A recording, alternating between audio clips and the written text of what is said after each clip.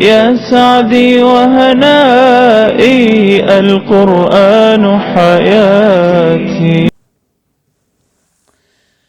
دنیا کی تاریخ پر جب ہم نظر ڈالتے ہیں 4 گھرانے ملتے ہیں۔ آدم علیہ السلام کی نسل چلی، نوح علیہ السلام کی، آل ابراہیم اور آل عمران۔ آل عمران کے گھرانے کا ایک واقعہ اللہ تعالیٰ نے سورہ آل عمران میں بیان کیا۔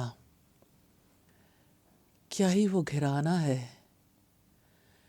کیا ہی اس گھرانے کے افراد ہیں، کیا ہی ان کا ایمان ہے۔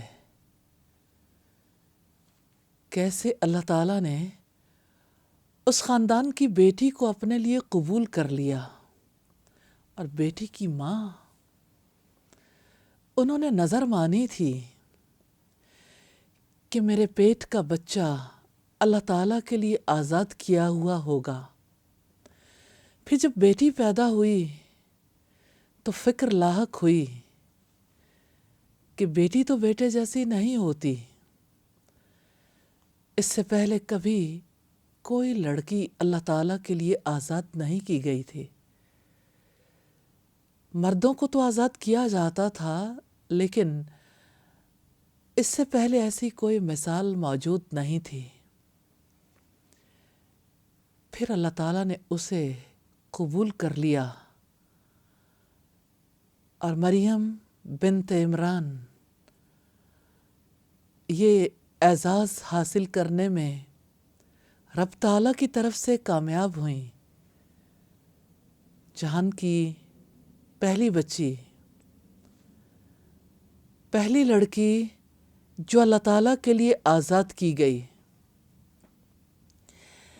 جب انہیں ہیکل پہنچایا گیا تو مسئلہ تھا ان کی کفالت کا۔ کون ان کی کفالت کرے گا؟ میں جب ان آیات کی تلاوت سنتی ہوں، جب یہ آیات پڑھتی ہوں،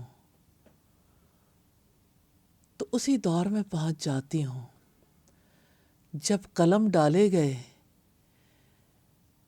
جس کا قلم بہنے میں الٹا ہو گیا، قرہ ان کے نام نکلا، اور سیدہ مریم کی کفالت سیدنا زکریا علیہ السلام نے کی۔ آیات کی تلاوت سنتے ہیں، اور پھر بسم اللہ الرحمن الرحیم ذلك من انباء الغیب نوحیہ الیک وما كنت لديهم إذ يلقون أقلامهم أيهم يكفل مريم وما كنت لديهم إذ يختصمون۔ یہ غیب کی کچھ خبریں ہیں۔ غیب کا مالک، جس کے پاس غیب کی کنجیاں ہیں، وہ تو جہانوں کا بادشاہ ہے، جو ہم آپ کی طرف وحی کر رہے ہیں، محمد رسول اللہ صلی اللہ علیہ وسلم کی طرف، جو امی تھے، جنہوں نے کسی انسان سے علم حاصل نہیں کیا تھا، رب العزت انہیں علم دے رہے ہیں، ورنہ آپ ان کے پاس موجود نہیں تھے جب وہ اپنے قلم ڈال رہے تھے۔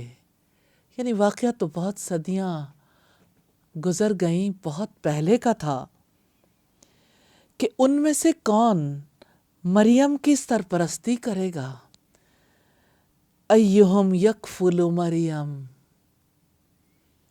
جہان میں سے ایک لڑکی ہے جس کو اللہ تعالیٰ نے منتخب کیا اپنی عبادت کے لیے اور بڑے کام، بن باپ کے بچے کی پیدائش کے لیے۔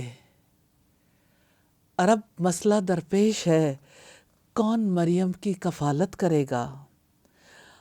اور جب میں یہ پڑھتی ہوں، اور نہ ہی آپ اس وقت ان کے پاس تھے جب وہ جھگڑ رہے تھے، یعنی وہ جھگڑا اس بات پر تھا کون مریم کی کفالت کرے گا، اعزاز تھا۔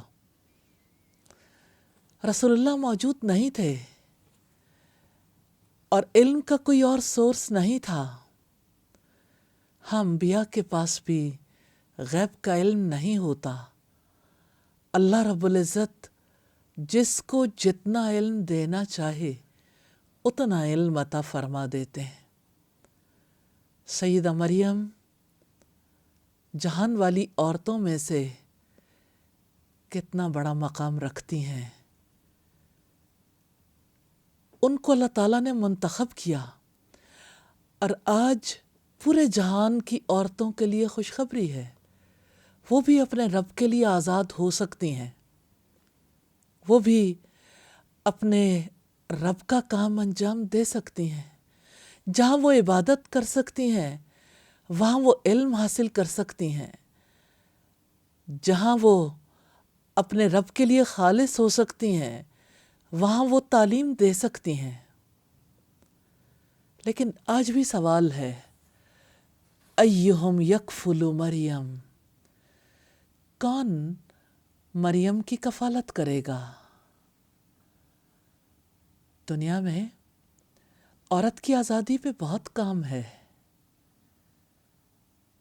ویمن امپاورمنٹ کے لیے، لیکن اصل امپاورمنٹ کے لیے کون کوشش کرے گا؟ کون مددگار ہوگا کہ عورت اپنے رب کے لیے آزاد ہو جائے؟ کون یہ کام کرے گا؟ یہ وہ چیز ہے جس نے مجھے ہمیشہ اندر سے بہت ہلایا ہے، اور میں نے لوگوں کو کال دی ہے کہ اب بھی مددگار ہو سکتے ہیں، اب بھی کفالت کرنے والے ہو سکتے ہیں۔ دنیا میں جب کبھی تبدیلی آئی ہے،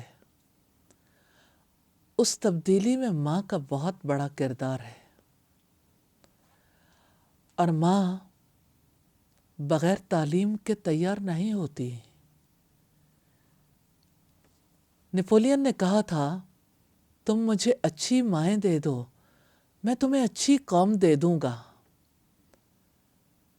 آج بھی اچھی ماں، اچھی بیٹی، اچھی بیوی، اچھی بہن تیار کرنے کی ضرورت ہے، تعلیم اور تربیت ساتھ ساتھ۔